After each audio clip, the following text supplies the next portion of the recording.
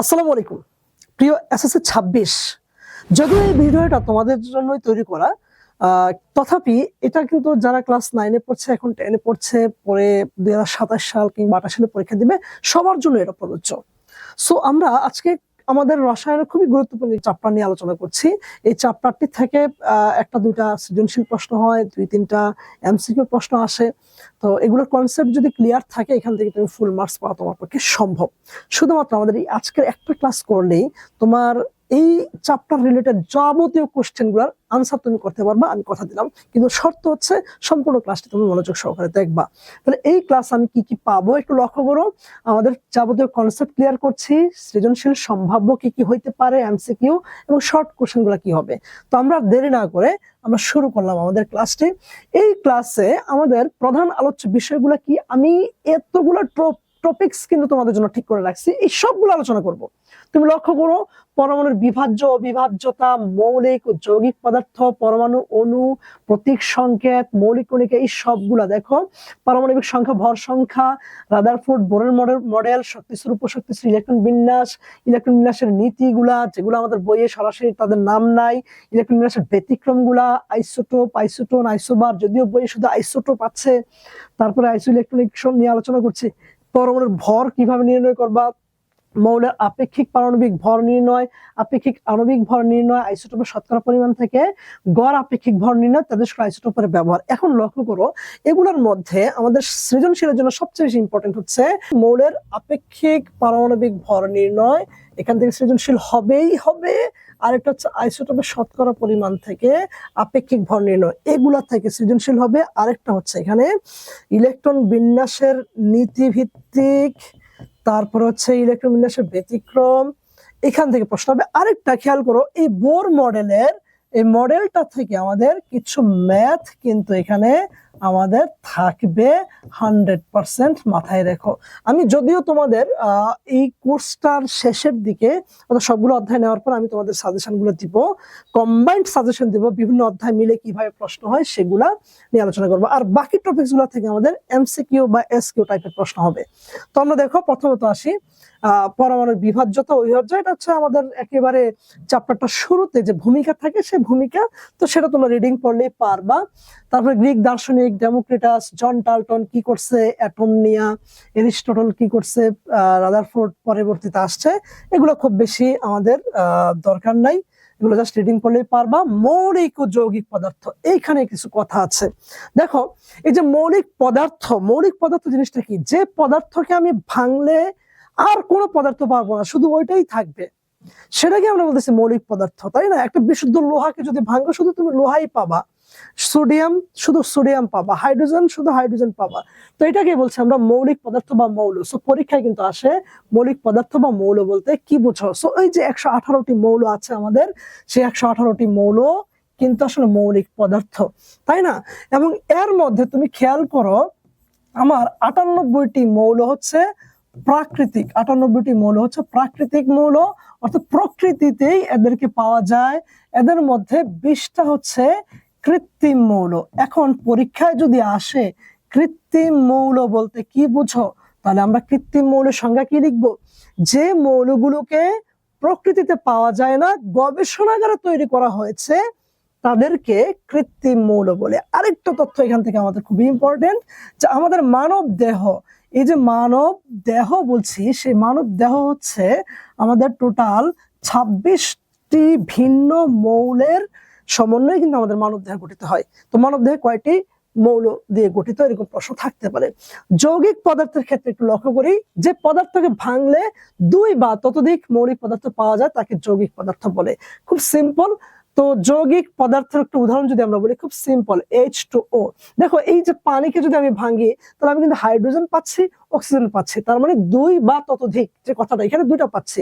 এরকম ভাবে আমি যদি বলি H2SO4, সালফিউরিক অ্যাসিড, এখানে কিন্তু দেখো এই সালফিউরিক অ্যাসিডকে ভাঙলে আমি হাইড্রোজেন, সালফার এবং অক্সিজেন 3টা ভিন্ন মৌলিক পদার্থ পাচ্ছি, এটাকে আমরা বলছি যৌগিক পদার্থ। এখন আমি তো সংজ্ঞা পরীক্ষা আসবে, ক বা খতে আমরা এটা পারবো, কিন্তু মজার বিষয় হচ্ছে এইখান থেকে আরো কিছু তথ্য আমাদের যে উদ্দীপক এমসিকিউ গুলো থাকে, যে কোনটি সত্য 1 2 2 3 1 2 3 হাইড্রোজিন, এরকম এই প্রশ্নগুলো কিন্তু এখান থেকে হতে পারে। কিভাবে?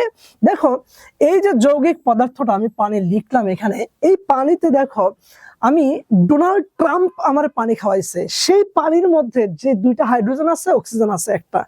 আমার বাসার যে ফিল্টার পানি আছে সেখানেও দুইটা হাইড্রোজেন একটা অক্সিজেন আছে।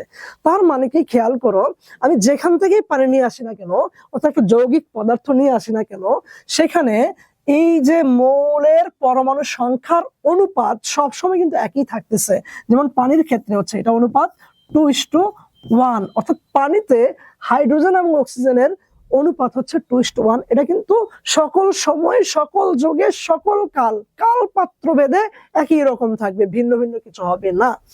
ঠিক একইভাবে আমরা যদি একটা ধর্ম, এটা কিন্তু খুবই ইম্পর্টেন্ট একটা বৈশিষ্ট্য যৌগিক পদার্থের ক্ষেত্রে।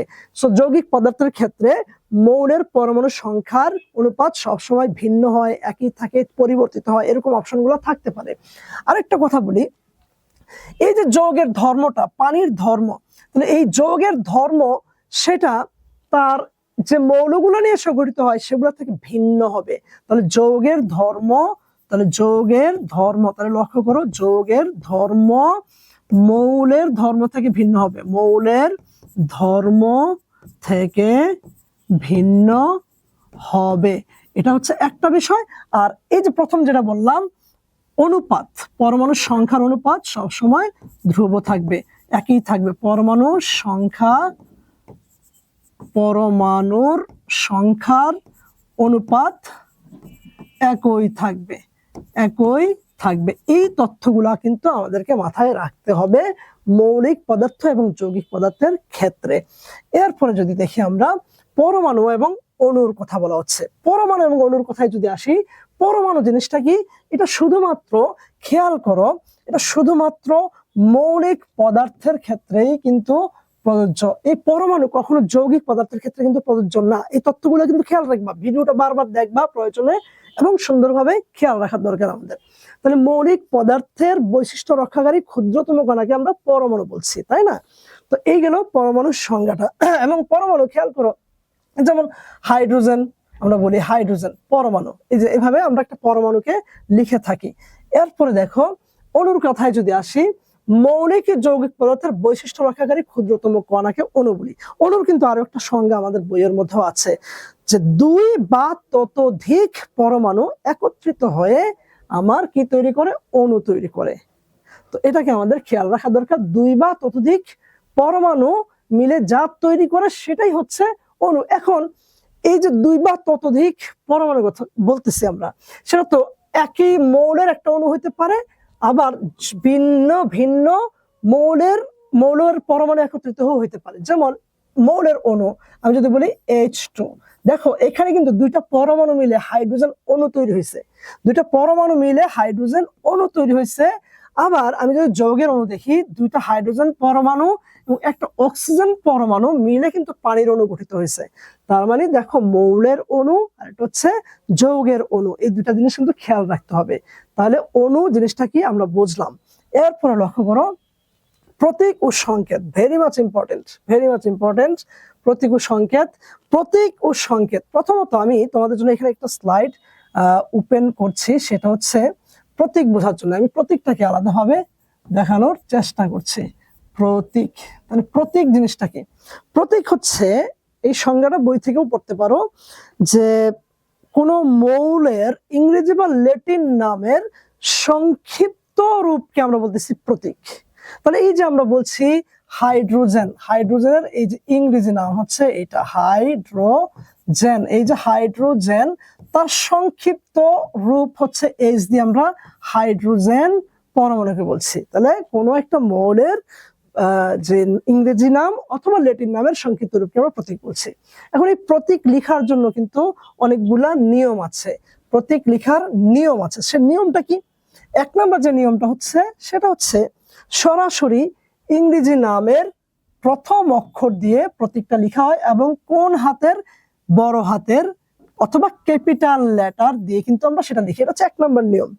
দুই নম্বর নিয়ম হচ্ছে, আমরা কিছু কখনো কখনো এরকম দেখি, যেমন কার্বনের কথা বলছি, কার্বন কিন্তু তার প্রথম অক্ষর সি, তারপরে দেখো ক্রোমিয়াম, আমরা যে ক্রোমিয়াম লিখি, দেখো ক্রোমিয়াম এর প্রথম অক্ষর কিন্তু সি। তারপর দেখো কোবাল্টের কথা যদি বলি, কোবাল্ট, তো কোবাল্টেরও কিন্তু প্রথম সি। তাহলে আমি ক্লোরিন যদি লিখি, আমি ক্লোরিন লিখলাম, ক্লোরিনেরও কিন্তু প্রথম অক্ষর হচ্ছে সি। তাহলে বাচ্চারা, তাহলে আমি যখন সি লিখবো আমি আসলে কি বুঝবো? আমি তো বুঝতে পারবো না সি দিয়ে কি আমি কার্বন ধরবো নাকি ক্রোমিয়াম ধরবো। এই কারণে আমরা প্রথম একটাকে আমরা শুধুমাত্র একটা অক্ষর দিয়ে প্রকাশ করে থাকি, ইংরেজি বর্ণমালার প্রথম অক্ষর বড় হাতের। আর বাকিগুলোর ক্ষেত্রে আমরা দুইটা দিয়ে প্রকাশ করি। সেই ক্ষেত্রে প্রথমটা বড় হাতের এবং দ্বিতীয়টা হচ্ছে ছোট হাতের। কোবাল্ট, এই যে দ্বিতীয়টা ছোট হাতের, ক্লোরিন এ হচ্ছে দ্বিতীয়টা ছোট হাতের। এভাবে আমরা 2 নাম্বার নিয়মটা বলতে পারি। অর্থাৎ একাধিক মৌলের প্রথম অক্ষর যদি একই হয় তাহলে একটি মৌলের ক্ষেত্রে প্রথম অক্ষর দিয়ে প্রতীক লিখে বাকি মৌলগুলোর ক্ষেত্রে দুইটা অক্ষর দিয়ে প্রতীক লেখা হয়। সেই ক্ষেত্রে প্রথমটি বড় হাতের হবে এবং দ্বিতীয়টি ছোট হাতের হবে ইংরেজি বর্ণমালার। এভাবে আমরা 2 নাম্বারটা নিয়ম বলতে পারি। 3 নাম্বার নিয়মের ক্ষেত্রে একটু লক্ষ্য করো, সেটা হচ্ছে আমি একটা যদি বলি এন এ, এই এন এ এটা হচ্ছে সোডিয়ামের প্রতীক। কার প্রতীক?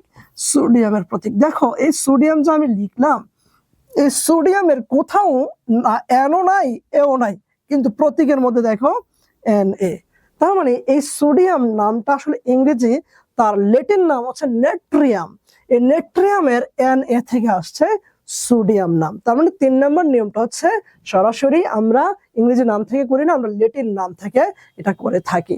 আশা করি এই জায়গাটা বুঝতে পেরেছো।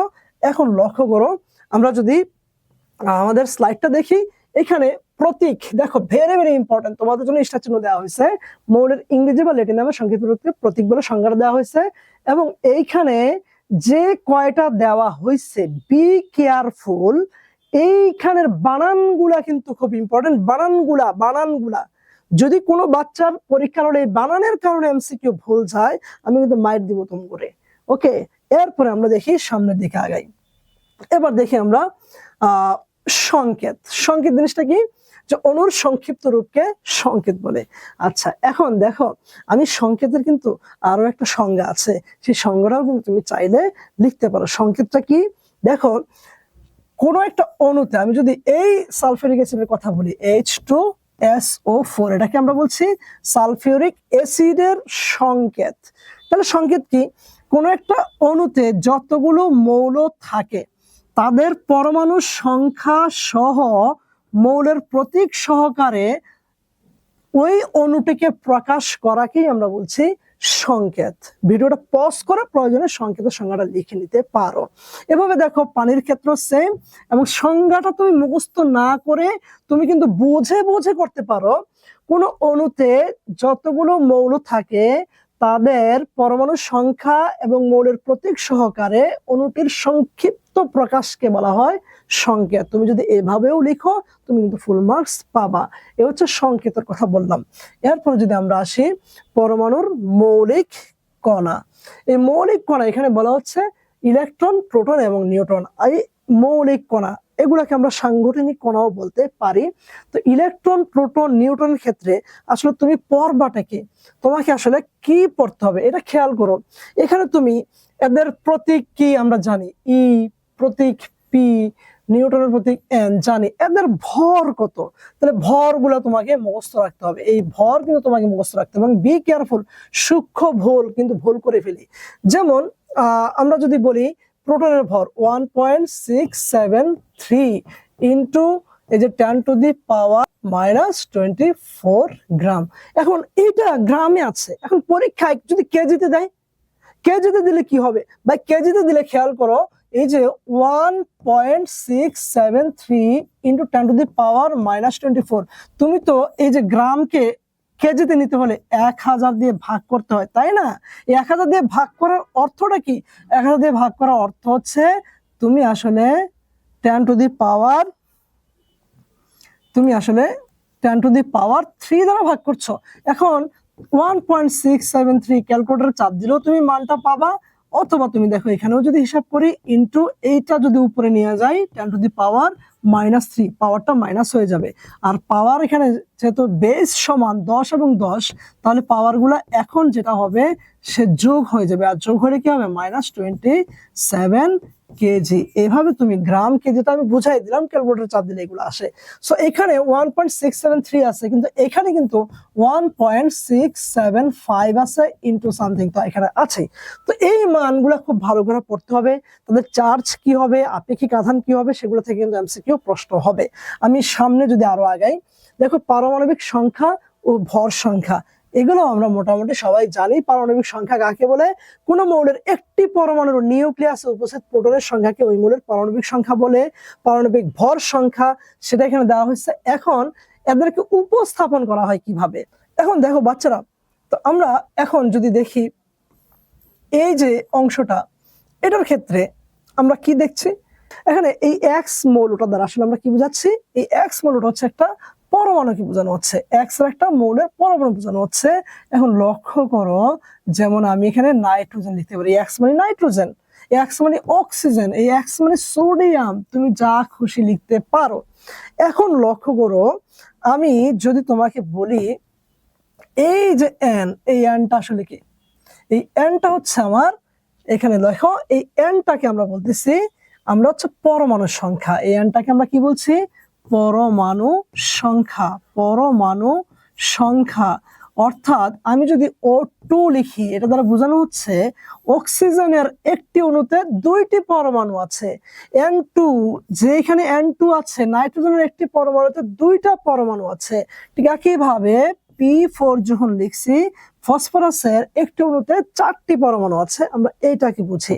এবার লক্ষ্য করো বাচ্চারা, আমরা যদি এখন এইটা চিন্তা করো সবাই, তো এখন এই যে আমাদের জেড, এই জেড দ্বারা আমরা কি বোঝাচ্ছি? এটাকেই বলা হচ্ছে পারমাণবিক সংখ্যা বা প্রোটন সংখ্যা। এটাকে আমরা কি বলছি? পারমাণবিক সংখ্যা, কিংবা আমরা এটাকে বলছি প্রোটন সংখ্যা। এটাকে আমরা পারমাণবিক সংখ্যা বা প্রোটন সংখ্যাও বলতে পারি। এবং এই পারমাণবিক সংখ্যাকে কিন্তু বলা হয় যে কোনো মৌলের মৌলিক বৈশিষ্ট্য, যে কোনো মৌলের মৌলিক বৈশিষ্ট্য, মৌলের মৌলিক বৈশিষ্ট্য। কেন মৌলিক বৈশিষ্ট্য বলা হয় সেটা আমাদেরকে বোঝা দরকার। দেখো, মৌলিক বৈশিষ্ট্য মানে হচ্ছে এটা অন্য কারো হবে না।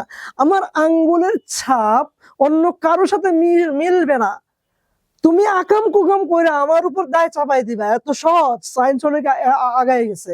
আমার আঙ্গুলের ছাপ, ডিএনএ, আমার চোখের রেটিনা, আমার সবকিছু প্রমাণ করবে আমি আকাম করি নাই, তুমি আকাম করছো, তাই না? সুতরাং এত সহজ না।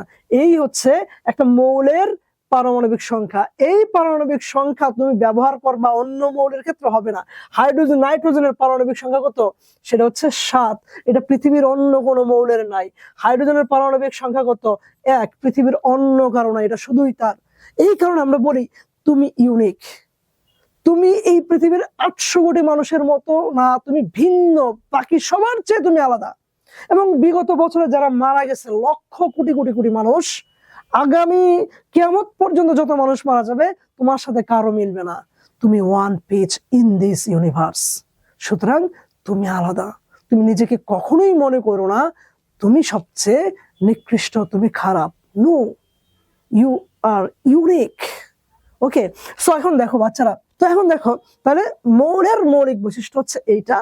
এরপরে দেখো আমরা যখন বলছি যদি বলি, এখন তোমার দেখো এই যে এটাকে আমরা বলছি ভর সংখ্যা। এটাকে আমরা কি বলছি? ভর সংখ্যা। এবং এটারই আরেকটা নাম হচ্ছে নিউক্লিয়ন সংখ্যা।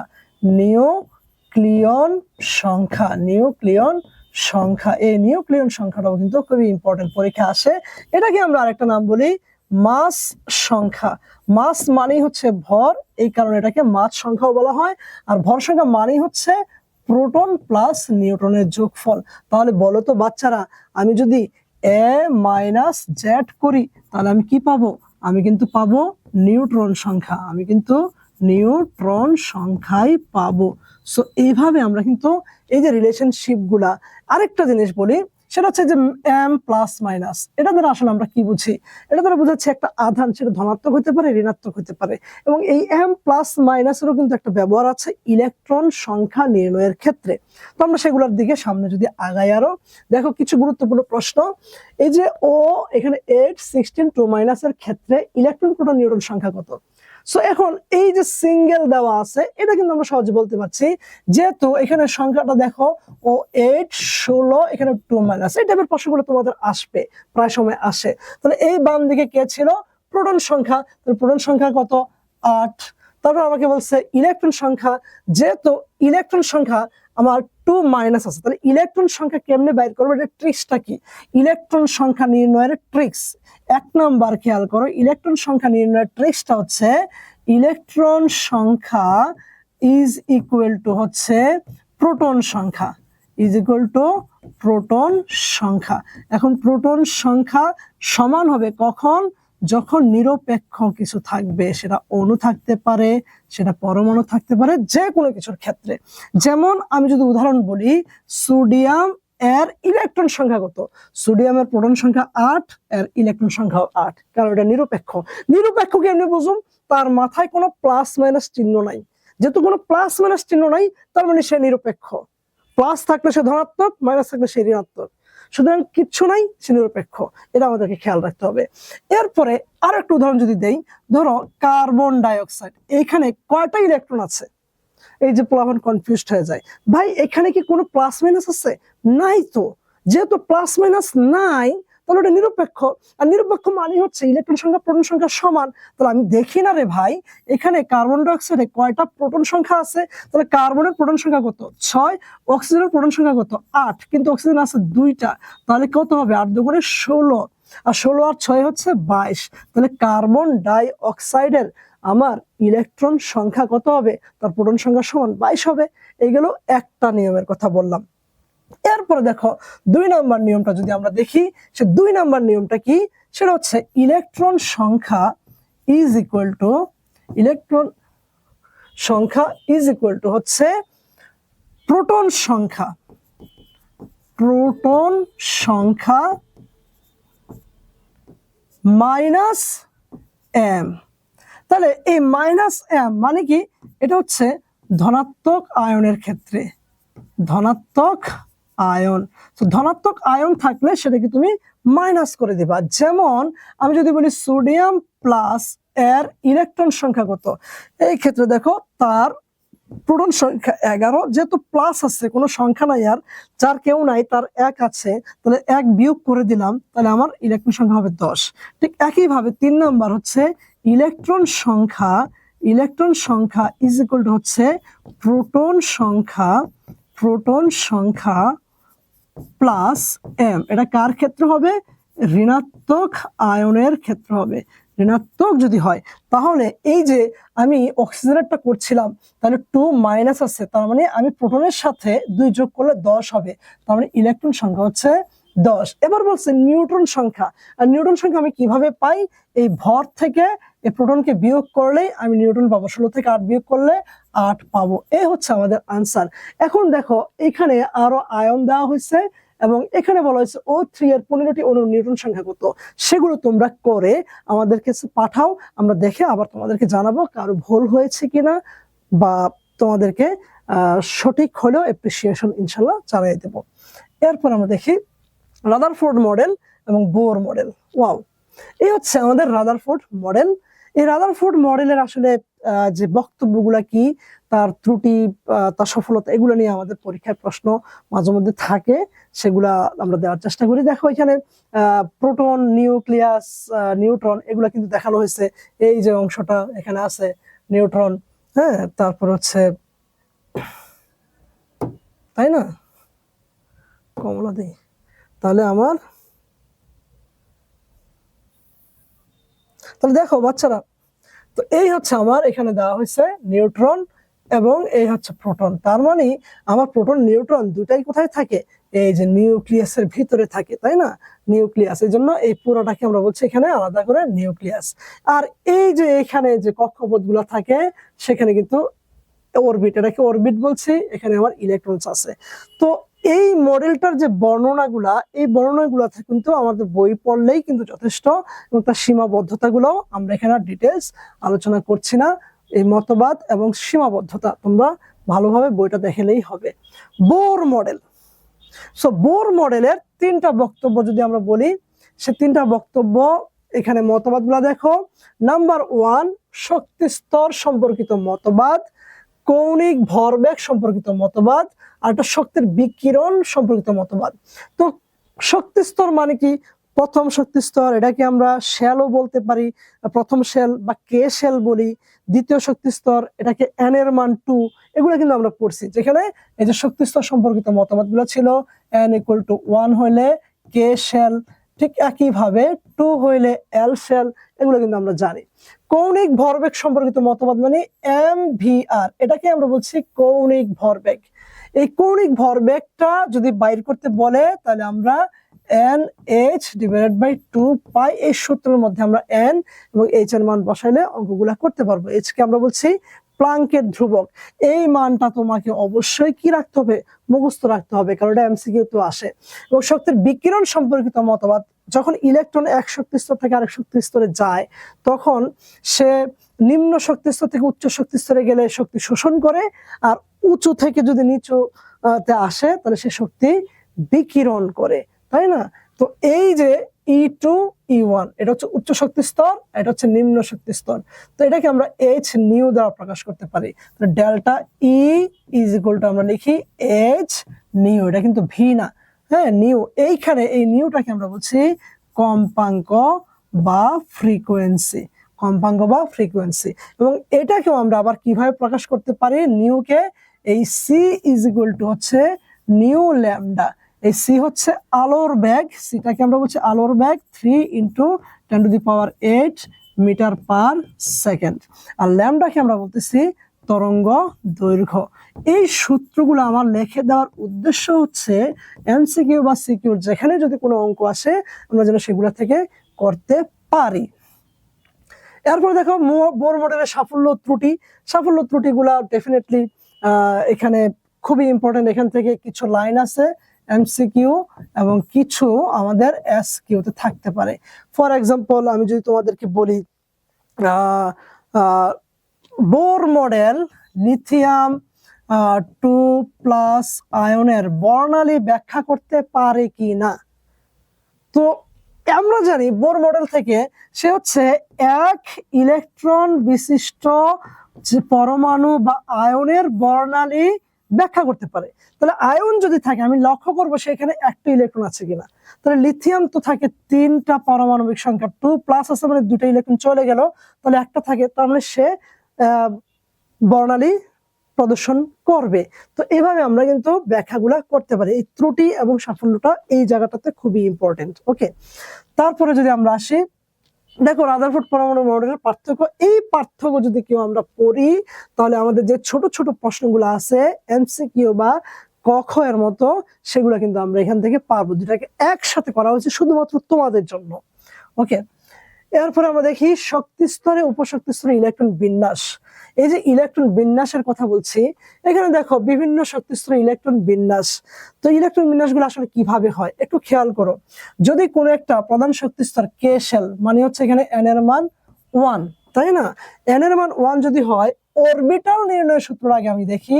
তো অরবিটাল নির্ণয়ের সূত্র, অরবিটাল নির্ণয়ের সূত্র হচ্ছে n², এটা খেয়াল রাখবা, n²। আর একটি অরবিটালে সর্বোচ্চ 2টা ইলেকট্রন থাকতে পারে, এই কারণে ইলেকট্রন সংখ্যা হচ্ছে 2n²। এটা হচ্ছে ইলেকট্রন ধারণ ক্ষমতা, সর্বোচ্চ ইলেকট্রন ধারণ ক্ষমতা, ইলেকট্রন ধারণ ক্ষমতা। এখন একটু খেয়াল করো, যদি আমার কে এর জন্য 1, n এর মান 1 হয়, তাহলে প্রথম শক্তি স্তরে কয়টি অরবিটাল থাকে? দেখো 1² মানে একটাই থাকে, এই জন্য আমরা দেখি 1s। আমি কিন্তু 1p কখনো দেখি না, কথা বুঝতে পারছি? এবং s এর কিন্তু একটাই অরবিটাল থাকে। তাহলে এখন আমার ইলেকট্রন সংখ্যা কি হবে? যে 2n², 1², তার মানে 2 × 1।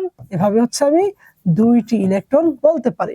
ঠিক একইভাবে দেখো m শক্তি স্তর, এখানে n এর মান কত 3, তাহলে এখানে সর্বোচ্চ ইলেকট্রন ধারণ ক্ষমতা কি হবে 2 × 3 স্কয়ার, মানে কয়টি 18টি। তো 18টি আমার ইলেকট্রন সর্বোচ্চ ধারণ ক্ষমতা। এখানে আরেকটা জিনিস বলছি, যদি আমাকে পরীক্ষা আসে m শেলে বা তৃতীয় শক্তি স্তরে কয়টি অরবিটাল থাকতে পারে, তখন কিন্তু আমি বলতে পারি 3 স্কয়ার, মানে 9টি অরবিটাল থাকতে পারে, এবং 9টি অরবিটালের মোট ইলেকট্রন সংখ্যা 12টি। এভাবে আমরা সূত্রটাকে প্রয়োগ করতে পারি। এরপরে দেখো L = 0, L এর মান 0 থেকে n-1 পর্যন্ত, তাই না? এবং ইলেকট্রন সংখ্যা 2 × 12 + 1। এই জায়গায় আমি তোমাদেরকে একটা জিনিস বলি, পরীক্ষা প্রশ্ন হবে ডি শক্তি স্তরে সর্বোচ্চ কয়টি ইলেকট্রন থাকতে পারে। আমরা এমসিকিউর জন্য পারি ডি তে সর্বোচ্চ 10টা থাকে, এমসিকিউর জন্য এগুলো পড়তে পড়তে পড়তে পড়তে মুখস্থ হয়ে গেছে, তাই না? কিন্তু এখন খেয়াল করো, যদি আমাকে রিটেন পরীক্ষায় আনসার লিখতে দেয়, তাহলে ডি উপশক্তি স্তরে কয়টি থাকে, তাহলে এইখানে একটু লক্ষণীয় বিষয় খেয়াল করো। তাহলে ডি উপশক্তি স্তরে সর্বোচ্চ কয়টি ইলেকট্রন থাকতে পারে, ডি এর জন্য এল এর মান কত এটা আমাকে জানতে হবে, এবং সেটাই কিন্তু আমরা এখানে লিখলাম যে এল এর মান 0 হয়, এল এর মান 1 হলে পি, 0 হলে এস, 2 হলে ডি, এফ, 3 হলে এফ। এখন খেয়াল করো, এই এল এর মান 3 হলে এফ হবে, তাহলে এল এর মান কত এখানে 2। এখন ইলেকট্রন ধারণ ক্ষমতা দেখো, তাহলে 2 আমরা যদি সূত্রের মধ্যে বসাই, ইলেকট্রন ধারণ ক্ষমতা বোঝাচ্ছে 2 × 2, 2 + 1, তাহলে দেখো 2 × এখানে লিখলাম 2 × 2 = 4 + 1 5, 2 × হচ্ছে 5 = হচ্ছে 10টি। তোমাকে এইভাবে ডি উপশক্তি স্তরে সর্বোচ্চ কয়টা ইলেকট্রন থাকতে পারে তা ব্যাখ্যা করতে হবে, এটা খেয়াল রাখতে হবে। এভাবে বাকিগুলো তুমি করো, প্র্যাকটিস পাঠাও আমাদের কাছে, আমরা চেক করে দেখাই দিচ্ছি। এরপরে আসি আমরা আহ্বান নীতি। তো ইলেকট্রন সর্বপ্রথম নিম্ন শক্তির অরবিটালে প্রবেশ করবে, তারপরে সে উচ্চ শক্তির অরবিটালে প্রবেশ করবে, এটা হচ্ছে আহ্বান নীতি। সে আগে নিচে যাবে, তারপরে উপরে যাবে, ঠিক। ওকে, এখন আমরা দেখি নিম্ন শক্তির অরবিটাল চেনার উপায়। যদি n+l এর মান, n+l এর মান যার কম সে নিম্ন শক্তির অরবিটাল, এটা হচ্ছে মূল কথা। এখন n+l এটা বুঝবো কিভাবে, দেখো 3d4s, আমরা যদি উদাহরণে আসি, তো 3d মনে রাখবা, এই যে 3d এটা হচ্ছে একটা নাম্বার মানে সংখ্যা, তার প্রথম অক্ষর কিন্তু n, তার মানে এটাই হচ্ছে n এর মান, আর n এর মান কত আছে এখানে 3। ঠিক d, এই যে d হচ্ছে লেটার মানে একটা বর্ণ, আর বর্ণের প্রথম অক্ষরটাকে এখানে l, তার মানে l এর মান বোঝাচ্ছে এই বর্ণটা দ্বারা। এখন ডি এর জন্য এল এর মান একটু আগে আমরা পড়ে আসছি 2, তাহলে 3d এর ক্ষেত্রে n+l এর মান কত হবে 3, আর যোগ করলে কত হয় 2 যোগ করলে 5 হয়। 4s এর ক্ষেত্রে আসি, 4 প্লাস এই যে একটু আগে পড়ে আসছি এস এর জন্য এল এর মানটা কত 0, তাহলে 4। তাহলে ইলেকট্রন আগে কোথায় প্রবেশ করবে 3d তে নাকি 4s এ? অবশ্যই আগে 4s এ প্রবেশ করবে, তারপরে 3d তে যাবে। এভাবে আমরা একটা নিয়ম। পরের নিয়মটা দেখো, যদি n+l এর মান সমান হয়, তাহলে মান যদি সমান হয়, তাহলে আমরা দেখব আগে কে আইছে, আগে আসছে n, তাই না? যার n এর মান কম, তখন সেটাই হবে নিম্ন শক্তির অরবিটাল, ইলেকট্রন সেখানে আগে যাবে। যেমন আমরা উদাহরণে আসি 3d আর এটা হচ্ছে 4p, লক্ষ্য করো এটার মান একটু আগে যোগ করলাম 5 হয়েছে, 4p এর ক্ষেত্রে 4 প্লাস এই যে l এর মান p এর জন্য 1, এখানেও 5, দুইটা মান সমান হয়ে গেছে, তাহলে এখানে 3d তে আগে প্রবেশ করবে, কারণ এখানে n এর মানটা ছোট আছে। বারবার শোনো এবং কি বলছি সেই অনুসারে প্রশ্ন কিন্তু পরীক্ষা আসবে, 3d এবং 4p এর মধ্যে কোনটিতে আগে ইলেকট্রন প্রবেশ করবে। আশা করি বুঝতে পেরেছো। এরপরে দেখো ইলেকট্রন বিন্যাস, এই যে কিছু ইলেকট্রন বিন্যাস। এখন ইলেকট্রন বিন্যাস আমাদের যদি আসে, তাহলে আমরা কিভাবে করব, তুমি তোমার মতো করে ইলেকট্রন বিন্যাস করতে পারো, যেভাবে খুশি করতে পারো। আমি যেটা করি, যত বড় ইলেকট্রন বিন্যাস আসুক না কেন, আমি কিন্তু খুব দ্রুত করতে পারি। তাহলে কিভাবে দ্রুত করব সেটার জন্য একটু খেয়াল করো। দেখো আমি কি বলছি, শোনো প্রিয়া শোনো, ডাবল বলবা তুমি, ডিপিএস খোলো, আবার ফের ডিপিএস খোলো, ফের ডিপিএস খোলো। দেখো ইলেকট্রন বিন্যাস দ্রুত তুমি কিভাবে করবা, শোনো প্রিয়া শোনো, ডিপিএস খোলো, এফডিপিএস খোলো। এখন তোমাকে আমি দিলাম 59, ধরো আমি 59 হয়তো তোমাদের কখনোই আসবে না, কিন্তু আমি তোমাদেরকে দেখাচ্ছি যে দ্রুত কিভাবে করছি। তাহলে তুমি জানো এস এ সর্বোচ্চ কয়টা, পি তে কয়টা, ডি তে কয়টা, এফ এ কয়টা, এগুলো তো তুমি জানো। আমি সেই অনুসারে করছি। 2 আর 2 যোগ করলে 4, 6 আর 4 10, 2 12, 12 6 18, 18 2 20, 20 আর 10 30, 30 আর 6 36, 2 38, 38 আর 10 48, 48 আর 6 54, 54 আর 2 56, আমার লাগে 59 আর 3 আমি দিব। বাকিগুলো এইভাবে একটা দিয়ে কেটে দিব পরীক্ষা যদি রিটার্নে লিখতে হয়। তারপরে দেখো আমি আসলে কি করছি, আমি আসলে এস 1 দিয়ে শুরু হয়, তারপরে 2 3 4, তারপরে 5, তারপরে 6 আর নাই। এরপরে দেখো তুমি আমার পি খালি আছে, তো আমি পি দিয়ে শুরু করলাম। পিটা কি 1 দিয়ে শুরু হবে না 2 দিয়ে? 2 দিয়ে, কারণ 1 পি তো সম্ভব না। 2, তারপরে 3, তারপরে 4, তারপরে পি লিখতে গিয়া ডি লিখে ফেলছে দেখো। তাহলে 4s এডি, তাহলে 3p, তারপরে 4p, তারপরে 5p আর নাই। তারপর আবার ফাঁকা আছে কি ডি, ডি শুরু হয় 3 দিয়ে, 3 লিখলাম, তারপর 4 লিখলাম, তারপরে ফাঁকা আছে কি আছে, এই যে এফ, এফ শুরু হবে 4 দিয়ে। তুমি এইভাবে লিখার পরে তুমি কিন্তু তারপরে সাজিয়ে লিখবা, তুমি সাজিয়ে লিখবা, সাজিয়ে পাই। সাজিয়ে কি পাই? সাজিয়ে পাই দেখো একই শক্তি স্তরগুলোকে একসাথে রাখবা। 1s2, 2s2, 2p6, 3s2, 3p6, 3d10, তারপরে তুমি লিখবা 4s2, 4p6, 4d10, তারপরে তুমি লিখবা 5s2, 5p6, তারপরে আছে আমার আচ্ছা 4f টা বাদ গেছে এখানে, দুষ্ট।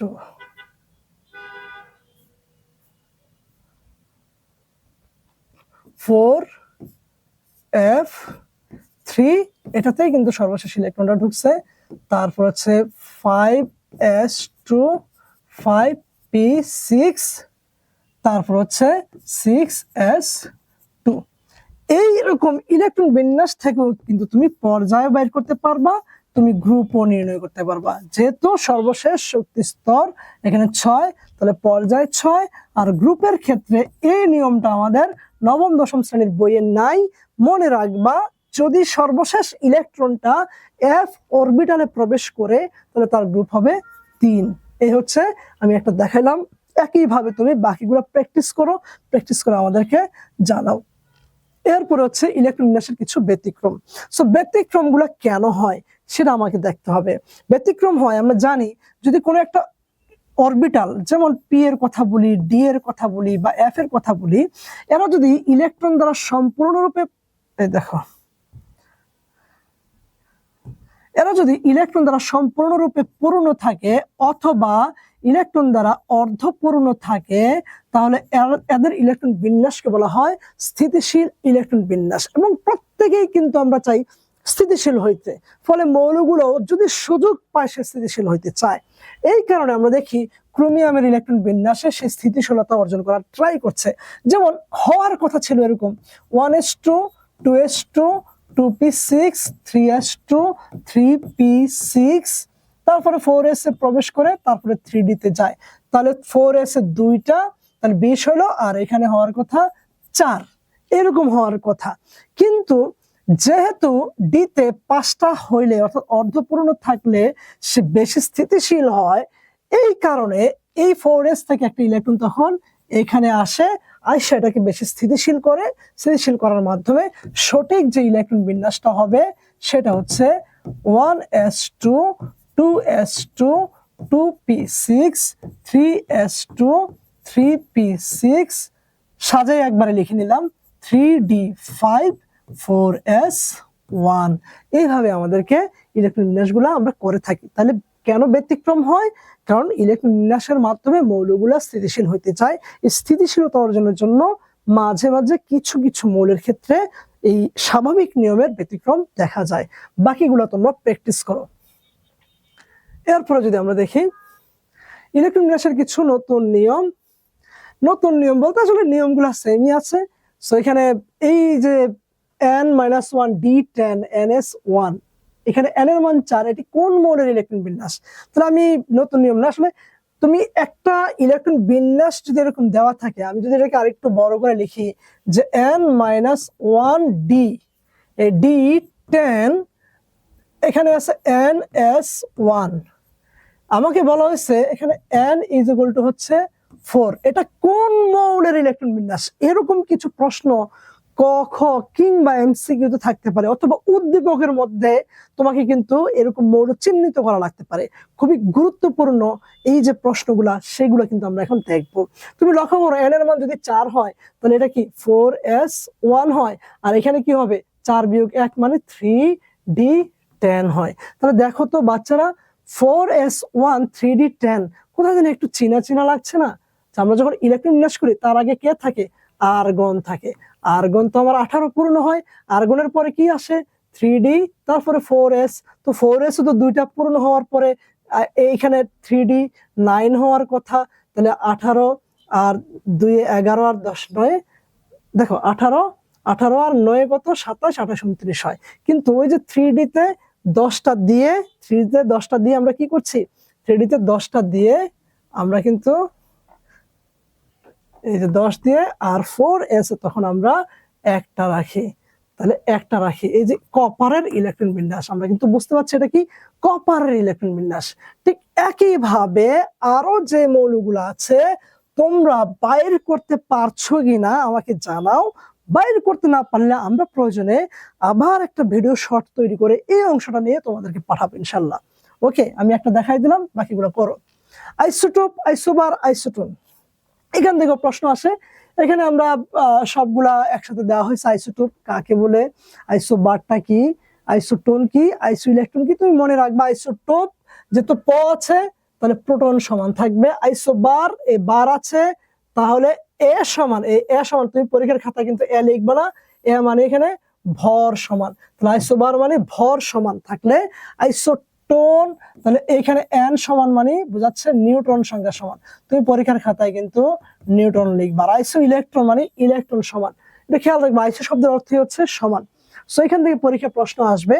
সো আমরা যখন বলি কপার 29 64, তারপর জিঙ্ক 30 64, এদেরকে পরস্পরের কি বলা হয়?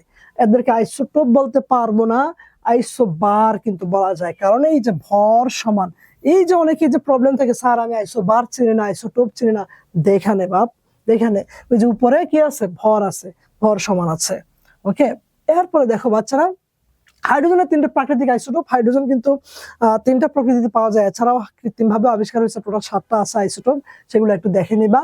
এবং কোনটাকে কি বলা হয় এই স্লাইডটা যদি কেউ পড়ো তাহলে হবে। আমাদের আসলে টোটাল ভিডিওটার স্লাইড কেউ চাইলে আমাদের কাছে ইনফর্ম করতে পারো, আমরা তোমাদেরকে পাঠাই দেবো পিডিএফ করে, তোমরা কিন্তু প্রিন্ট করে রাখতে পারো। ওকে, আচ্ছা, এরপরে দেখো বাচ্চারা, একটি পরমাণুর ভর নির্ণয়। তো পরমাণুর ভর আসলে আমরা কিভাবে নির্ণয় করব? সো একটি পরমাণুর ভর, মৌলের একটি পরমাণুর ভর নির্ণয় সূত্রটা দেখো, মৌলের মোট প্রোটন সংখ্যা ইনটু প্রোটনের প্রকৃত ভর প্লাস মৌলের মোট নিউট্রন সংখ্যা ইনটু নিউট্রনের প্রকৃত ভর। হ্যাঁ, এইখানে দেখো মৌলের একটি পরমাণুর ভর ইকুয়াল টু হচ্ছে ভর সংখ্যা ইনটু 1.66 ইনটু 10 টু দি পাওয়ার -24, তাই না? তো এখন একটি পরমাণুর ভর, তো এই ভরটা সম্পর্কিত প্রশ্ন কিন্তু আমাদের পরীক্ষায় থাকে। তো কিভাবে থাকবে সেগুলো নিয়ে আমরা আলাদাভাবে একটা ক্লাসগুলা করব তোমাদের সাথে ইনশাল্লাহ। এখন দেখো এই জায়গাটাতে আমি একটু যদি সামনে আসি, আপেক্ষিক পারমাণবিক ভর, এটা হচ্ছে সহজ, এই দুনিয়ায় কিছু নাই, তুমি সবসময় এটা মাথায় রাখো। আপেক্ষিক আণবিক ভর আমরা আসলে কিভাবে নির্ণয় করি? তো আপেক্ষিক আণবিক ভর মানেই হচ্ছে আসলে আণবিক ভর, একটা যৌগের সংকেতে আমরা যেভাবে ভর নির্ণয় করি সেটা। ফর এক্সাম্পল আমি যদি বলি তোমার H2O, H2O, এই যে পানি, তো পানির ভর কত আমরা বলি না? তো পানির এই যে ভর আমি যেটা বলছি সেটাই আসলে আপেক্ষিক আণবিক ভর। তাহলে আপেক্ষিক আণবিক ভর মূলত আসলে কোনটা হবে? এই যে যৌগের একটা অণুতে যে কয়টা মৌল থাকে তাদের পরমাণুর সংখ্যার সাথে আপেক্ষিক পারমাণবিক ভরকে গুণ করি এবং সবগুলো যোগ করে যেটা পাবো সেটা হচ্ছে আপেক্ষিক আণবিক ভর। আমি একটা দেখাই দিচ্ছি, দেখো হাইড্রোজেন আছে এখানে 2টা, এবং হাইড্রোজেনের আপেক্ষিক আণবিক ভর হচ্ছে, আমি যদি 1 হয় 1.008, বাট আমরা 1 ধরি, এই হচ্ছে হাইড্রোজেনেরটা, এবং অক্সিজেন আছে আমার একটা, এবং তার আপেক্ষিক পারমাণবিক ভর হচ্ছে 16। তাহলে আমি কি পাচ্ছি, 2 প্লাস 16 একে 16 ইকুয়াল টু হচ্ছে 18। এই হচ্ছে পানির আপেক্ষিক আণবিক ভর। তো আপেক্ষিক আণবিক ভর নির্ণয় কিভাবে করে তুমি বুঝতে পারলা। তো এখানে কতগুলা একটা নিয়ম দেওয়া হয়েছে এবং তোমাকে হোমওয়ার্ক হিসেবে দেওয়া হয়েছে, সেগুলো করে অবশ্যই দেখবা। কোন মৌলিক বা যৌগিক পদার্থের অণুতে যে পরমাণুগুলো থাকে তাদের আপেক্ষিক পারমাণবিক ভর নিজ নিজ পরমাণুর সংখ্যা দিয়ে গুণ করে, দেখো তাদের আপেক্ষিক পারমাণবিক ভর নিজ নিজ পরমাণুর সংখ্যা দিয়ে গুণ করে যোগ করলে প্রাপ্ত যোগফলই হলো ওই অণুর আপেক্ষিক আণবিক ভর, এইভাবে। তো এরপরে দেখো আমরা এখানে স্টার চিহ্ন দিয়ে একটা প্রশ্ন আছে, যেটা হচ্ছে ক্যালসিয়াম ফসফেটের কথা বলা হচ্ছে, PO4 2, এর মোট পরমাণু সংখ্যা কত? তো মোট পরমাণুর সংখ্যা জাস্ট সিম্পল, এইখানে কয়টা পরমাণু আছে এটার কথা বলছে। যদি বলতো এর এক মোলে পরমাণুর সংখ্যা কত, তখন হিসাবটা অন্যরকম হতো। তো বাট এইখানে যে প্রশ্নটা, সেখানে এটা অনেকেই ভুল করে, সহজ প্রশ্ন যায় না সহজে উত্তর দেওয়া, এই ঘটনাটা এখানে ঘটে। তো 3টা পরমাণু আছে ক্যালসিয়ামের, ফসফরাসের আছে 2টা, তাহলে 3 যোগ 2 যোগ অক্সিজেন আছে 4 দুগুণে 8, তাহলে হচ্ছে মোট 13টি পরমাণু আছে। এভাবে খেয়াল রাখতে হবে। এবার আমরা আসি আমাদের পরবর্তী অংশে, সেটা হচ্ছে তেজস্ক্রিয় আইসোটোপের ব্যবহার। এই তেজস্ক্রিয় আইসোটোপের ব্যবহার থেকে তুমি প্রশ্ন 100% পাবা, MCQ 100% এখান থেকে তুমি আনসারটা করতে পারবা ইনশাল্লাহ। তুমি দেখো এটা খুবই ইম্পর্টেন্ট আমাদের জন্য, এটা 100% ইম্পর্টেন্ট, 100%। এবং একটা তুমি পাবাই, গ্যারান্টেড, আমি বললাম গ্যারান্টেড একটা পাবা তুমি এখান থেকে। সুতরাং এইখানে কোনটা কোন কাজে লাগছে, কোন রশ্মি নির্গত হচ্ছে, এইগুলা কিন্তু আমাদেরকে ভালোভাবে শিখে রাখতে হবে। এখানে আর বোঝার কিছু নেই। এরপরে যদি আমরা আসি, সেটা হচ্ছে গাণিতিক সমস্যা এবং কিছু সৃজনশীল প্রশ্ন নিয়ে তোমাদের ডাউট আমরা এগুলা এখন দূর করবো ইনশাল্লাহ। তো দেখো, দ্বিতীয় শক্তি স্তরের কৌণিক ভরবেগের মান বের করো। এটা এইভাবেও থাকতে পারে প্রশ্নটা, আবার প্রশ্নটা এইভাবেও থাকতে পারে। দেখো আমি যদি এখন তোমাদের জন্য একটা কোশ্চেন বের করার চেষ্টা করছি, এই হচ্ছে আমার ধরো নিউক্লিয়াস আছে, এই হচ্ছে আমার প্রথম শক্তি স্তর দিলাম, এই হচ্ছে আমার দ্বিতীয় শক্তি স্তর দিলাম, তাই না? এখানে আমি একটা ইলেকট্রন, এখানে আমি ধরো একটা ইলেকট্রন সেট করতে চাই, তাহলে একটা ইলেকট্রন আমি এখানে সেট করব, এই হচ্ছে ইলেকট্রন। তো আমাকে প্রশ্নটা এইভাবে করতে পারে, উদ্দীপকের ইলেকট্রনটি যে শক্তি স্তরে অবস্থান করছে তার কৌণিক ভরবেগের মান বের করো, এভাবে হইতে পারে। আবার প্রশ্নটা দেখো এইভাবেও হইতে পারে, এটা হচ্ছে আমার কে শেল, এটা হচ্ছে এল শেল, বলবে উদ্দীপকের এল শেলের কৌণিক ভরবেগের মান বের করো, এভাবে হইতে পারে। আমার কোশ্চেনটা এইভাবেও হইতে পারে, একটু লক্ষ্য করো, আমি দিলাম এভাবে কার্বন 6 দিলাম, দিয়ে একটা ইলেকট্রন বিন্যাস করলাম, সেটা হচ্ছে 1s2 2s2 2p2 দিলাম। এখন এরকম ইলেকট্রন বিন্যাস উদ্দীপকে থাকবে, তোমাকে বলবে উদ্দীপকের মৌলটির ইলেকট্রন বিন্যাসে সর্বশেষ ইলেকট্রনটি যে শক্তি স্তরে আছে তার কৌণিক ভরবেগের মান বের করো। তাহলে দেখো সর্বশেষ শক্তি ইলেকট্রনটি যে শক্তি স্তরে আছে, এই যে সর্বশেষ ইলেকট্রন তো এখানে আছে, তাহলে সেটা কোন শক্তি স্তর? দ্বিতীয় শক্তি স্তর। তার মানে দেখো দ্বিতীয় শক্তি স্তরের কৌণিক ভরবেগের মান বের করো, তোমাকে এইভাবে প্রশ্ন হবে। এখন আমরা কিভাবে সলভ করবো, আমি দেখালাম এই একটা প্রশ্ন কত রকম ভাবে সৃজনশীল বোর্ডের মধ্যে আসতে পারে। না এখন লক্ষ্য করো, কৌণিক ভরবেগ নির্ণয়ের সূত্র কিন্তু একটাই, সেটা কি mv/r হচ্ছে nh/2π। এখন তোমার কাজ কি, এই যে কৌণিক ভরবেগ মানে আমরা কিন্তু এগুলো লিখবো, এখানে দেওয়া আছে, এগুলো কিন্তু আমরা সব তো লিখি, দেওয়া আছে, কি দেওয়া আছে সেটা হচ্ছে তুমি একটা একটা করে লিখবা। n হচ্ছে দ্বিতীয় শক্তি স্তর, তার মানে 2, যেহেতু দ্বিতীয় শক্তি স্তর, দ্বিতীয় শক্তি স্তর, এভাবে তুমি সুন্দর করে খাতায় উপস্থাপন করবে। এইচ এর মান তুমি জানো, এটা প্লাঙ্কের ধ্রুবক, মান বসাবা, তারপর 2π এই মান বসায়া যেটা হবে সেটা হবে আমার আনসার। এখানে বি কেয়ারফুল, অবশ্যই একক লিখবে, একক না লিখলে এখানে কিন্তু নাম্বার কেটে দিবে, এটা খেয়াল রাখো। ওকে, এরপরে দেখো একইভাবে তৃতীয় চতুর্থ শক্তিস্তরের কণিক ভরবেগের মান বের করো। সো ট্রাই ইউরসেলফ, রেজাল্টগুলো জানাও, আমাদের সাথে মিলিয়ে নাও। এরপরে আমরা যদি আসি, চতুর্থ শক্তিস্তরের ব্যাসার্ধ দেওয়া হয়েছে, এই শক্তিস্তরের ইলেকট্রনের গতিবেগ নির্ণয় করো। তাহলে আমরা কিভাবে এটা করব? তাহলে আমাকে কি কি দেওয়া হয়েছে এটা খেয়াল করো, গতিবেগ নির্ণয় করব। তো আমাকে শক্তিস্তরের ব্যাসার্ধ দেওয়া হয়েছে, এখানে আমার কি কি দেওয়া হয়েছে, ব্যাসার্ধের মান দেওয়া হয়েছে। ব্যাসার্ধের মানটা কোন এককে আছে, মিটারেই আছে। আমি লিখি 8.5 ইন্টু 10⁻⁻10 মিটার, 10⁻⁻10 মিটার দেওয়া হয়েছে। তারপর আমাকে বলছে এই শক্তি স্তরে, তার মানে চতুর্থ শক্তি স্তরে n = 4, আমাকে বাইর করতে বলছে ইলেকট্রনের গতিবেগ। গতিবেগ, কৌণিক ভরবেগ বাইর করতে বলে নাই, এখন শুধু গতিবেগ বাইর করতে বলছে, আর সেটা হচ্ছে v = what। তাহলে আমরা সূত্রটা কি জানি, mvr হচ্ছে nh/2π। এখন আমি গতিবেগ বাইর করব, তাহলে v কি হচ্ছে nh/2π ইন্টু হচ্ছে mr।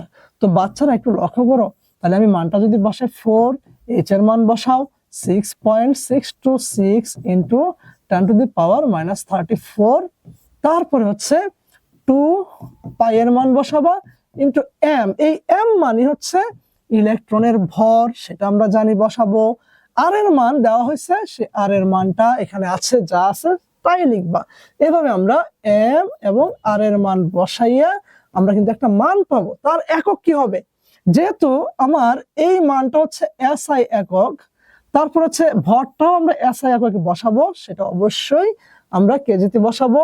আর এর মান বসাবো, মিটারেই আছে, তাহলে আমার যে এককটা আসবে সেটা হবে মিটার পার সেকেন্ড, কারণ সবগুলাই হচ্ছে আমার কোন এককে, সবগুলাই হচ্ছে আমার SI এককে আছে। তারপরে দেখো এখানে যে পরের প্রশ্নটা, ইলেকট্রনের ভর দেওয়া হয়েছে, এই যে কেজিতে দেওয়া হয়েছে, মানে SI একক। কক্ষপথের ব্যাসার্ধ সেটা মিটারে আছে, SI একক। ইলেকট্রন m শেলে, m শেল মানে এখানে n এর মান কত, তাহলে k শেল আচ্ছা n এর মান 1, l শেল মানে n এর মান 2, m শেল মানে n এর মান 3। তাহলে কত বেগে ঘুরবে, এখানেও কিন্তু v বাইর করতে হবে।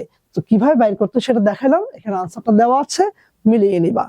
আমরা যদি পরের প্রশ্নটাতে যাই, সেটা হচ্ছে ইলেকট্রন তৃতীয় শক্তি স্তর থেকে দ্বিতীয় শক্তি স্তরে যাওয়ার সময় এত কিলোজুল শক্তি বিকিরিত হলে কত তরঙ্গ দৈর্ঘ্যের বিকিরণ সৃষ্টি হবে। তো বাচ্চারা দেখো, আমরা বোর পরমাণু মডেলের 3 নম্বর যে স্বীকার্যটা আছে, সেই স্বীকার্যের সূত্রটা কিন্তু আমরা জানি, ডেল্টা ই হচ্ছে h নিউ, h নিউ। তাহলে দেখো আমার শক্তি বিকিরিত হবে কতটুকু, সেই ই এর মানটা দেওয়া হয়েছে, ডেল্টা ই বা ই এর মানটা আমার দেওয়া হয়েছে। তো তরঙ্গ দৈর্ঘ্য আমাকে বাইর করতে হবে, তরঙ্গ দৈর্ঘ্য মানে হচ্ছে ল্যামডা, তাহলে ল্যামডা হোয়াট সেটা বের করতে হবে। তো এখন আমরা এই যে বইয়ের সূত্রটা ডেল্টা ই h নিউ, বা আমরা জানি ই h নিউ, এভাবে আমরা লিখতে পারি। তো এখান থেকে আমি আসলে বাইর করতে পারবো কি নিউ এর মানটা, কারণ ই এর মান দেওয়া হয়েছে, এই যে h এর মানটা আমি জানি। তো h এর মানটা আমি কি জানি, h এর মানটা 6.626 ইন্টু 10⁻⁻34। আচ্ছা, তাহলে ই এর মান বসাইলাম, ই এর মানটা আমি বসাইলাম এখানে, তারপরে আমি h এর মান বসাইলাম, যেইটা পাবো এই যে মানটা সেটা তো আমি নিউ পাইলাম, আর নিউ মানে হচ্ছে কম্পাঙ্ক, এখানে যে মানটা পাবো মনে করো সেটা হচ্ছে x, আমি পাইলাম সেটা হচ্ছে x। হ্যাঁ, সেই মানটা কিন্তু আমি এখন কি করব, এই যে ল্যামডা বাইর করতে হবে। তাহলে আমরা জানি c নিউ ল্যামডা। তাহলে সিটা কি ছিল, সিটা হচ্ছে আলোর বেগ, সেটা কি 3 ইন্টু 10⁸ মিটার পার সেকেন্ড। তো এখন লক্ষ্য করো, আমি যদি ল্যামডা বাইর করতে চাই, তাহলে ল্যামডা কি হবে, সি বাই নিউ হয়ে যাবে। তাহলে আমি সি এর মান বসাবো, আর এই যে নিউ এর মানটা যেটা আমি এক্স পাইছি, সেই এক্স এখানে পেয়ে যাব। তাহলে 3 ইন্টু 10⁸, যেহেতু উপরেরটাও আমার মিটার পার সেকেন্ড এককে আছে এবং নিচের এটাও কিন্তু আমি পেয়ে যাব হচ্ছে এসআই এককে, সেই ক্ষেত্রে আমরা যে মানটা পাবো তার একক হবে মিটার। সুতরাং এইভাবে তুমি ক্যালকুলেশন করে রেজাল্টটা কি হয় আমাদেরকে জানাও। এরপরে আসি আমরা পরের অঙ্কটাতে। দ্বিতীয় শক্তিস্তর থেকে তৃতীয় শক্তিস্তরে যাওয়ার সময় এত হার্জ কম্পাঙ্ক, এই যে এত হার্জ কম্পাঙ্ক, এটা মানেই হচ্ছে আমার নিউ এর মান দিয়েছে, ফ্রিকোয়েন্সি বা কম্পাঙ্ক। তাহলে সেটা কত? 7.5 ইন্টু 10⁻14 হার্জ। এই হার্জ মানে কিন্তু এককটা হচ্ছে পার সেকেন্ড। এটা খেয়াল রাখতে হবে। কি পরিমাণ শক্তি শোষিত হবে আমাকে বলছে, তো আমাকে বাইর করতে হবে ই এর মান কত হচ্ছে। তাহলে আমি ই এর মানটা কিভাবে বের করবো? তো ই ইজ ইকুয়াল টু হচ্ছে এইচ নিউ। তাহলে তুমি জাস্ট এইচ এর মানটা বসাবা, আর নিউ এর মান তো দেওয়া আছে, যেটা হবে সেটাই হবে আমার আনসার। তাহলে এককটা কি হবে? সেটা এককটা হবে জুল এককটা, খেয়াল রাখবো, শক্তির একক। আমরা যদি পরের প্রশ্নটাতে যাই, তোমাদের জন্য দেখো চমৎকার একটা সৃজনশীল প্রশ্ন। এটা খুবই ইম্পর্টেন্ট একটা প্রশ্ন। এই প্রশ্নটা যে সঠিকভাবে সমাধান করতে পারবে, আমরা তার জন্য 100 টাকা রিচার্জ রেখেছি। তোমাদেরকে আমরা রিচার্জ কার্ড পাঠিয়ে দেবো। তো এরকম যদি হয় 100 জন, আমরা 100 জনের মধ্যে থেকে ভাগ্যবান 10 জনকে সেই রিচার্জ কার্ড পাঠাবো, এবং আমরা সেটা লাইভ করব, তোমরা দেখবো সবাই। শর্ত সাবস্ক্রাইব করা, তারপর হচ্ছে পেজটাকে ফলো করা, এবং পেজের মধ্যে তুমি এটা আনসারটা লিখবা। তারপর যারটা সঠিক হবে এরকম ভাগ্যবান 10 জনকে আমরা 100 টাকা করে দিব রিচার্জ। ওকে, তো বাচ্চারা এটা থাকলো। এরপরে দেখো আমাদের এখানে আরো অনেকগুলো অঙ্ক আছে, যে ক্লোরিনের আপেক্ষিক পারমাণবিক ভর, এর 50টি পরমাণুর ভর কত, প্রত্যেকটার কিন্তু আনসার দেওয়া আছে। তোমরা এখানে এগুলো বাসায় সুন্দরভাবে করবা। এগুলো করলে আশা করছি তোমার 26 সালের যে এসএসসি পরীক্ষা আছে সেই পরীক্ষাগুলো এখানে হেল্প হবে অনেকগুলো। তারপর কিছু জ্ঞানমূলক প্রশ্ন দেখো, সেই জ্ঞানমূলক প্রশ্নগুলোর মধ্যে কোনটা তুমি পারছো না আমাদেরকে জানাও। অনুধাবনমূলক প্রশ্ন দিয়েছি যেগুলো খ নাম্বারের জন্য খুবই ইম্পর্টেন্ট। এই হচ্ছে আমাদের চ্যাপ্টার 3 এর কমপ্লিট সলিউশনটা তোমার জন্য রেখেছি। আমরা চাচ্ছিলাম ইন্টারেক্টিভ হোক, আমরা কিছু দিব, তুমি তোমার পক্ষ থেকে কিছু প্র্যাকটিস করবা। তো হোপফুলি তোমাদের আরো কিছু লাগলে আমাদেরকে জানাও। তো আজকে এই পর্যন্ত, সবাই ভালো থেকো, সুস্থ থেকো। তোমাদের 2026 সালের পরীক্ষা তোমাদের জীবনের সবচেয়ে সেরা পরীক্ষা হোক। আল্লাহ হাফেজ।